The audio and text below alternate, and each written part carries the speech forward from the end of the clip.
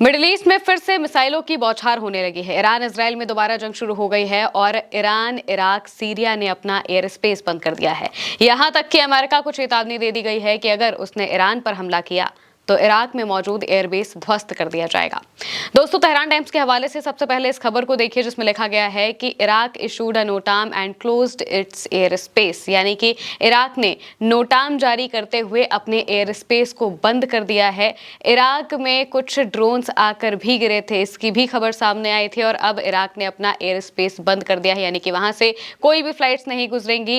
Iran, Iraq और Syria इन तीनों ने ही अपना एयर स्पेस बंद किया है। आरटी के हवाले से यह भी बताया गया है कि इराक में एक एयरक्राफ्ट आकर गिरा है। इसके बारे में जानकारी नहीं मिल पाई है कि आखिर ये एयरक्राफ्ट किसका था। क्या अमेरिका ने दागा, क्या ईरान ने दागा, क्या इजराइल ने दागा, किसकी तरफ से आखिर ये एयरक्राफ्ट आकर गिरा है, इसके बारे में जानकारी नहीं मिली है। लेकिन साफ तौर से जमीन पर जो एयरक्राफ्ट है वो जलता हुआ दिखाई दिया है। देखा गया है कि इराक में अज्ञात विमान दुर्घटनाग्रस्त लगी भीषण आग, संभवतः अमेरिकी या फिर इजरायली ड्रोन। ये अमेरिका या फिर इजराइल का ड्रोन हो सकता है, इसके बारे में इसको पूरी जानकारी अभी सामने नहीं आई है। वहीं क्लैश रिपोर्ट के हवाले से बताया गया है कि सीरिया ने 12 घंटे के लिए अपने दक्षिणी हवाई क्षेत्र को अस्थायी रूप से बंद कर दिया है और सोमवार सुबह तक दमिश्क अंतर्राष्ट्रीय हवाई अड्डे पर कामकाज रोक दिया है। सीरिया का सबसे जरूरी एयरपोर्ट है दमिश्क इंटरनेशनल एयरपोर्ट, जिसमें कामकाज रोक दिया गया है और अस्थायी रूप से 12 घंटे के लिए सीरिया ने अपना एयर स्पेस बंद कर दिया है, यानी कि वहां से कोई भी फ्लाइट नहीं उड़ेगी, कोई भी फ्लाइट वहां पर लैंड नहीं करेगी। एयर स्पेस बंद कर दिया गया है। क्लैश रिपोर्ट के हवाले से भी बताया गया है कि तेहरान ने भी एयर स्पेस बंद किया है। लिखा गया है कि नई जानकारी,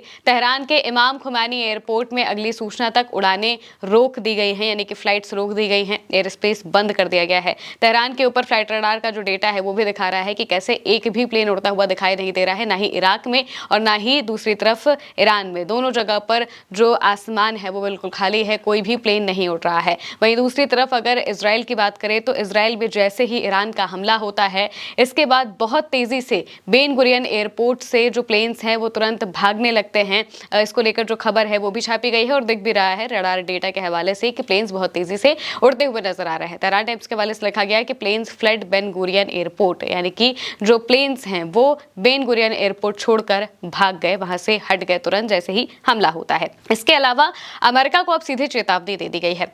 आपने अभी तक तो खबरें देख ही ली होंगी कि किस तरीके से ईरान ने बेरूत पर हमला करने का बदला इजराइल से लिया और इजराइल पर ताबड़तोड़ मिसाइलें दाग दी। खबर हम आपको पहले बता चुके हैं।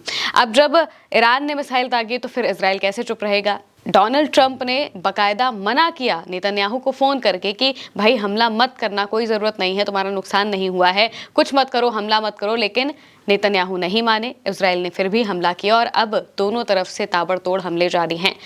ईरान ने ऑपरेशन नस्र शुरू किया है। उन्होंने अपने ऑपरेशन का नाम बदल दिया है, ऑपरेशन नस्र नाम रखा है, जिसके तहत इजराइल पर ताबड़तोड़ हमले किए जा रहे हैं। और अब जो इराक में मौजूद ग्रुप्स हैं उन्होंने अमेरिका को सीधे चेतावनी दे दी है कि अगर आप इजराइल और ईरान की जंग में पड़ेंगे तो यहाँ पर जो आपके बेस मौजूद हैं उन सबको हम ध्वस्त कर देंगे। प्रेस टीवी के हवाले से लिखा गया है कि इराकी प्रतिरोध ने अमेरिका को चेतावनी दी, इजराइल की तरफ से कोई भी दखल आपके ठिकानों को आग के हवाले कर देगा। यानी कि इजराइल की तरफ से कोई भी दखल अगर होता है, यहाँ पर इजराइल के हमलों में, ईरान के बीच में जो हमले चल रहे हैं इसमें अगर अमेरिका अपना दखल देता है तो यहाँ पर मौजूद जो अमेरिका के ठिकाने हैं, बहुत बड़ा एयरबेस विक्टोरिया एयरबेस इराक में मौजूद है अमेरिका का। इसके अलावा बहुत सारे, अगर कहा जाए कि जो एरबिल का इलाका है वहां पर भी एयरबेस है और 2-3 जगहों पर पूरे इराक में अमेरिका के एयरबेस मौजूद हैं। और वहां पर 40 दिनों की जंग के दौरान भी काफी हमले हुए हैं। यहाँ पर जो इराक के मिलिशिया ग्रुप्स हैं उन्होंने एक साफ तौर से चेतावनी दी है अमेरिका को कि अगर आप इस जंग में पड़े तो फिर यहाँ पर जो आपके एयरबेसेस हैं, यहाँ पर जो आपके जरूरी ठिकाने हैं उन सब पर हमला किया जाएगा और उन्हें आग के हवाले कर दिया जाएगा।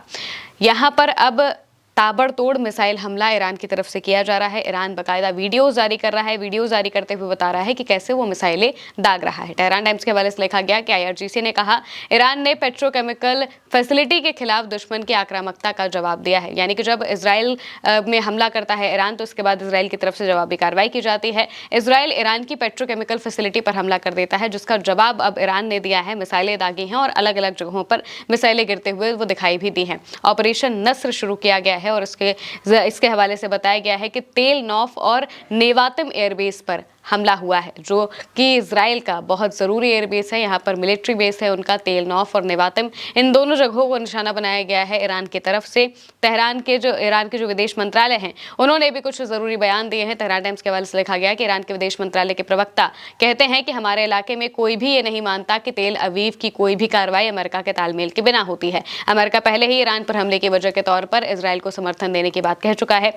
सेंटकॉम ने ज़ायोनी शासन के साथ तालमेल की पुष्टि की है। तनाव और आक्रामकता, जिसमें दक्षिणी ईरान और लेबनान पर हमले भी शामिल हैं, उसके लिए अमेरिका जिम्मेदार है। हम गहरे अविश्वास के माहौल में अमेरिका के साथ संदेशों का आदान प्रदान कर रहे हैं। हम ज़ायोनी शासन की नीतियों को अमेरिका से अलग नहीं कर सकते। ईरान जहां भी राष्ट्रीय सुरक्षा के लिए जरूरी होगा, रक्षात्मक उपाय करता रहेगा और इजराइल को अपनी कार्रवाई बढ़ाने नहीं देगा, जबकि दुनिया सिर्फ बयान जारी करती रहेगी। यानी कि यहाँ पर ईरान ने साफ कर दिया है कि भाई अगर इजराइल हमला करेगा तो हम भी हमला करेंगे, और बात हुई थी पूरे इलाके में सीज फायर की।